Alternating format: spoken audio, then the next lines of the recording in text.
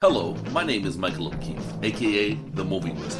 If you enjoy this interview and want to hear more top-notch film industry conversations, please press the thumbs up, subscribe to this channel, and hit the bell to stay in the know.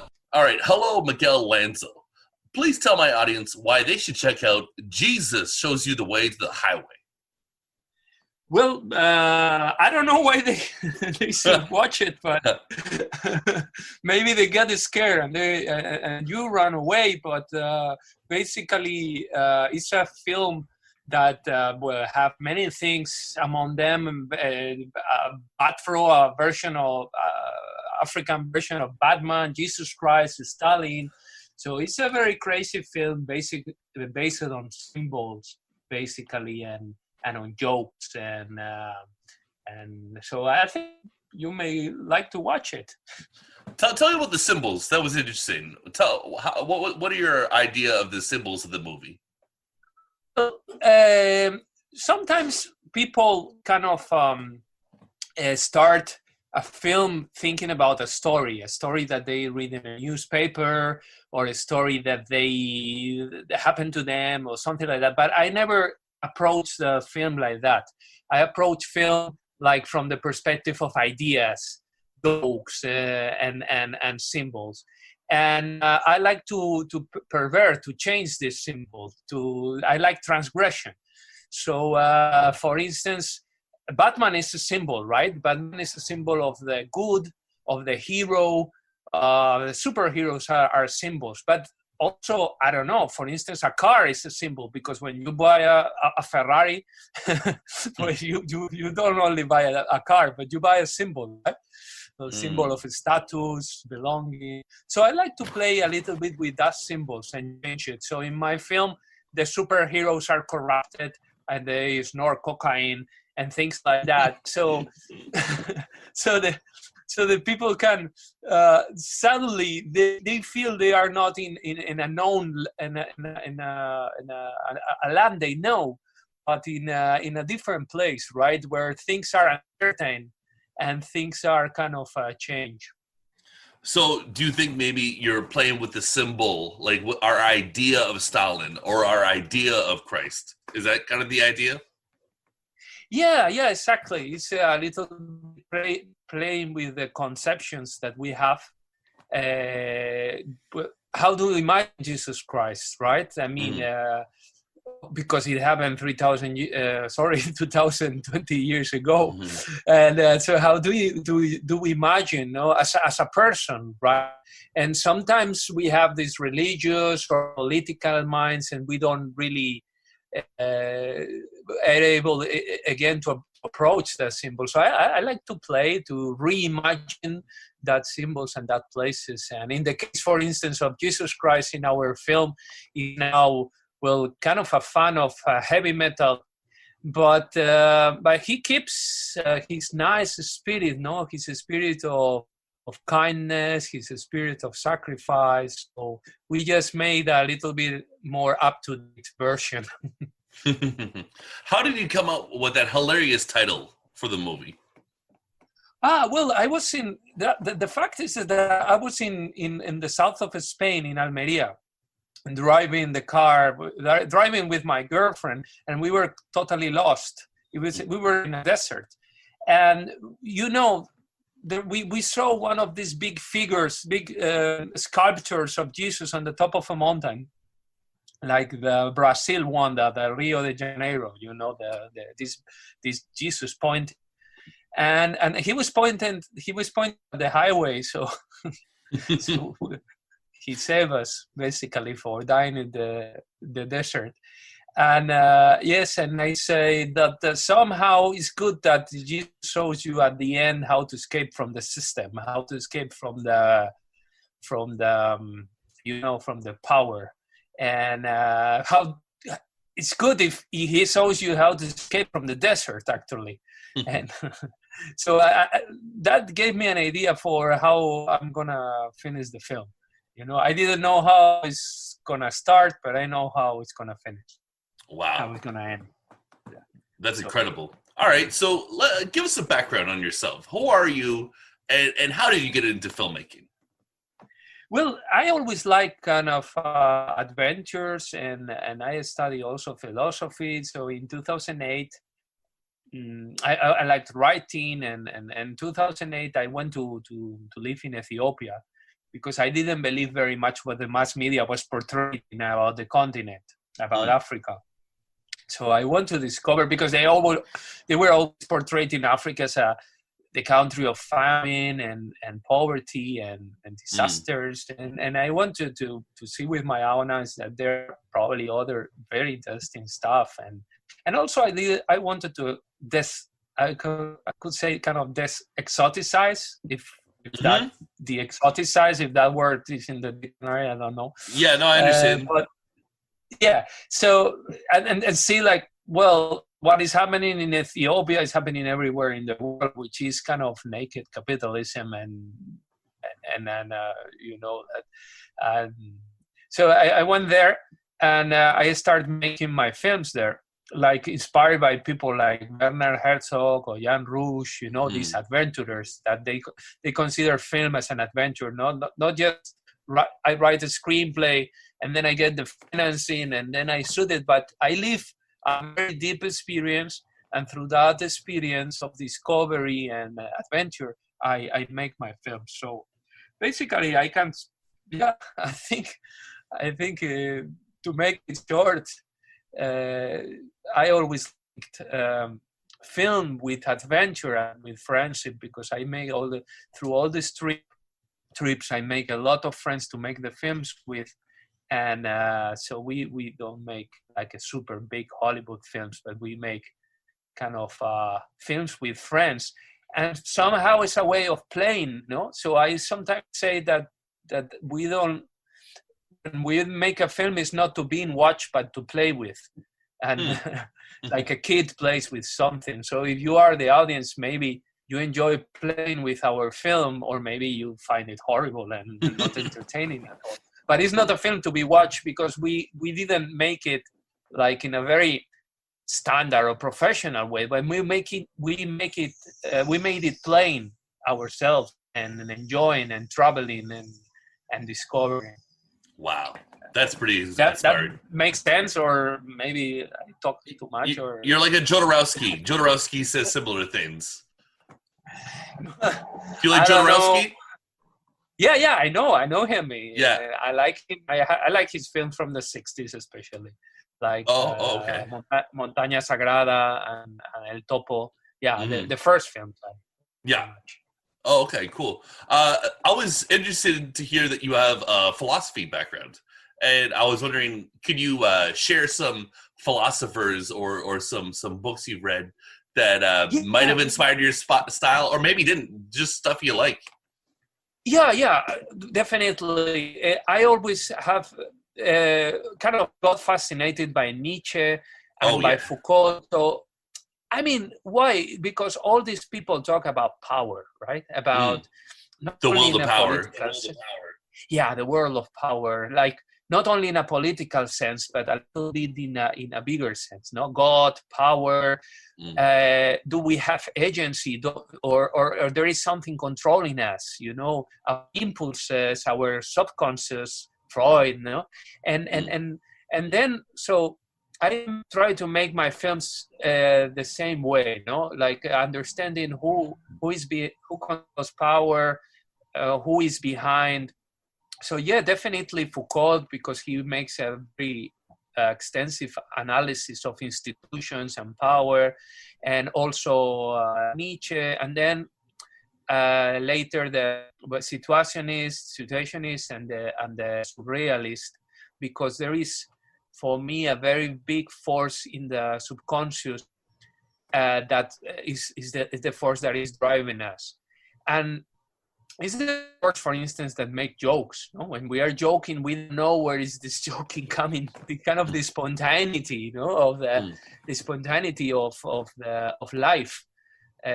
Some people believe that life is kind of the world of logics and rules, but actually, when we create, the creativity and the spontaneity doesn't come from any rule. It comes from a very strange place, from place of inspiration. Or so if I follow the line of philosophers that I always like, I would start from Heraclito and all this polemic, controversy, and then I will go through Socrates, and then all the and all the creatives, the Nietzsche and the existentialist, because I mean, I always believe that the event, the happening, the randomness kind of drive the world even more than the rules and so you're a real Dionysian.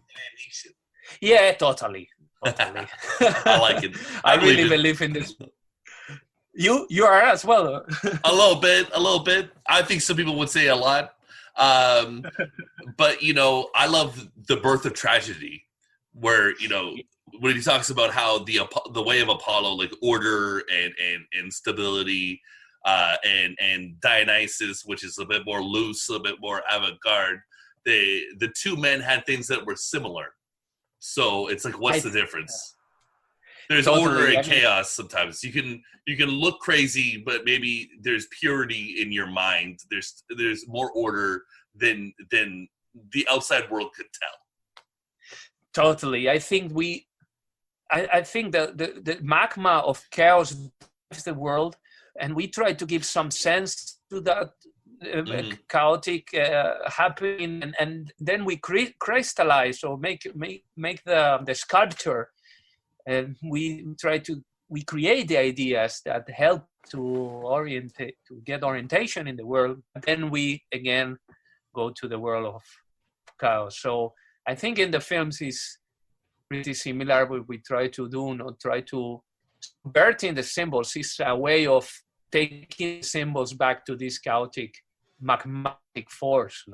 So yes, I'm more into the spirit of music than into the spirit of sculpture. If I can say. All right, I like it. Now to shift gears a little bit, tell me about your time at the Fantasia International Film Festival, because I know this film played there last year. Oh, it was the festival is fantastic. We had our previous film Crumbs. It's a post-apocalyptic science fiction film in Ethiopia. We had it in 2015, but I couldn't attend the festival back then, and it was the first time I went to Fantasia. And the great thing about the festivals is that you are not only the filmmaker, but you are also an audience, right? Yeah. So you get the opportunity to see so many great films, crazy films, and talk with the directors and with the producers. So I think festivals are so important to create community, right? 100%. 100%. Yeah. And there's so much great stuff at Fantasia. Yeah, Fantasia is that place where you create community, because people are so much passionate about horror, science fiction, and fantasy film, that you really feel good. There is always a spot that we go at night. It's kind of a Irish tavern or something like that. I don't remember the name, but everybody gathers there, and then you have the opportunity to be talking there for the whole night, and it's wonderful. Good times. I'm glad you enjoyed yourself. So are you jazzed that your movie has a new Aero video Blu-ray coming out? Yeah. It's coming in September. We're super glad. I'm super glad. Yeah, it's exciting. Aero video. They've put out many great cult movies. You're up there now with Herschel Gordon-Lewis and Dario Argento. Your name is right in that catalog. That's exciting, right? Totally, and they have great Japanese films like Tetsuo, the Iron Man. They just recently. The Shino Tsukamoto box set. Yeah. The box, that's amazing, and I mean, for me, it's a reference. So it's good. What I believe. I love Aero. They are doing something which is wonderful. We live in a world of abundance, and we are totally lost because, I don't know, you go even Netflix or the big platforms, they have so many things, different genres, and people get lost. And finally, if you are lost, you start watching the first thing that pops in front of you. Yeah. Right? So and then you are not watching what you want. You are watching what others want. But when you have a program where it's very well curated, you create the community. Yeah, you create a community, because then you start creating feedback. You start creating bots, and that's what I like from films, that they create this community of people that have similar interests, and that's wonderful. It reminds me a little bit to these labels that I like in the 90s, like Geffen or Fat Records. There in the punk labels, or Discord, the punk label from Ian MacKaye in Washington D.C. You were basically listening to that bands not because you know them, but because of the label. You knew the label is going to bring you great things, right? Oh, I totally understand. You trust the label. You trust the label, exactly. You can do a blind buy, and you're probably going to be good to go. And if it's not good to go, it's interesting because it was bad in a good way or something like that. Yeah, I mean, doesn't matter that you like all the films they have, but you know that they always bring something interesting, and then maybe you don't like one specific film, but you like the next one, right? And that's wonderful. Are you doing a commentary track? Yes, we did it. Well, I mean, there is a commentary track by Anton Vittel, and there is also, I mean, there are many extras in the Blu-ray. There is a Q&A that I did with Josh, and then I mean, I don't remember. I don't have it in my head right now. All the things that the Blu-ray has, because it has so many things. That's fantastic. I already kind of forgot. Yeah. So. That's great. Okay, so tell my audience about CoProductions and how you got money for this movie. Okay, so normally, as I told you, I don't write a screenplay and then I get the money because nobody trusts my screenplay. Okay. Nobody believes they are gonna make any money. So okay, and I'm also a working class person. I work at the film school. I have the graduation of my students in 1 hour. So, oh wow. So So that was saying that I'm not a millionaire. I don't have any penny, and my friends don't have any penny. So how do we do the things? So what we do is we normally shoot a trailer or a proof of concept, teaser, or whatever you want to call it. And then with that, the people get enthusiastic about our work. But so most of our films are based on collaborations. Collaborations between many people from many places of the world. And why they collaborate, I don't know. Because they're not going to get a penny, right? But so somehow they love the spirit of friendship. So in the 21st century, spirit of friendship and love still works. I will give you the example of Paddy Eason. Paddy Eason is a guy that made all the visual effects for Harry Potter and Mission Impossible. So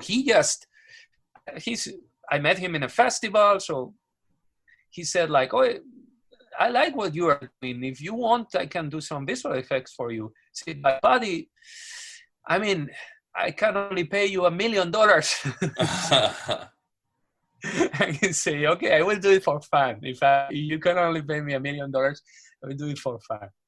So and then once we have built the community and we made a crowdfunding and it was a successful crowdfunding and then we have kind of, I don't know, like a 60 or 70% of the film done, and that's when the people start to be interested, because institutions or distribution companies or bigger production companies, because they say, "Oh, these guys are going to make it," right? And it looks quite interesting. So And then we went to Cannes Film Festival, to Frontiers, which is an initiative from Cannes and Fantasia. And then Andy Stark, the producer from the UK, came on board and helped us financially and with other, and we more collaboration. So I would say, I don't know, my suggestion for people that don't have money is like, just kick the, how you call it, kick the ball, right? Or the just start making your film, and if it's good enough, people will come on board, I guess. I hope. So, Miguel, thank you very much for your time. Before I let you go, do you have any advice for the quarantine people out there to enjoy themselves more? Yes, watch some porn, and when you get tired of porn, grab a book by, I don't know, Immanuel Kant. So. Okay. All right. Well, thank you very much for that. Thank you so much, Michael. Thank you.